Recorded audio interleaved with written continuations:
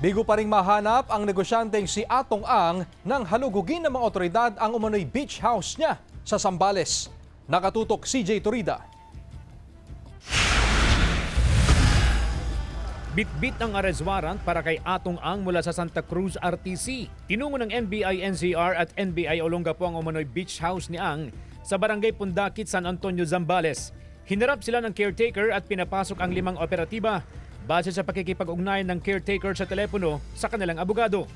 Pero matapos ang mahigit 20 minutong paghalughog, pagpapabukas sa mga nakalak na kwarto at mga cabinet at pagpasok sa mga comfort room, tanging mga construction worker lang ang inabutan at wala ang hinahanap na si Ang. Sabi rin ng mga opisyal ng barangay na tumulong sa paghahanap, wala po kami nakita ng Atong Ang po, na sinasabi po. Ayon sa mga caretaker din, kasi matagal na rin po tayong punong barangay or kapitan dito sa barangay, ay pag-aari po ni Boss Atong Ang. Pero hindi ko pa po siya nakikita. Since naging kapitan po ako, wala rin nila silang napansing naglalabas-masok sa property nitong mga nagdaang araw. actually labas-pasok kami dito dahil nga po laging tinatamaan ng bagyo po ito.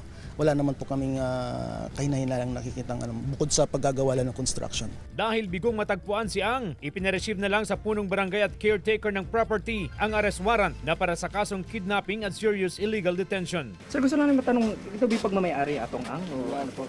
Sige po, sir, salamat po. CJ Turida, One North, Central Luzon.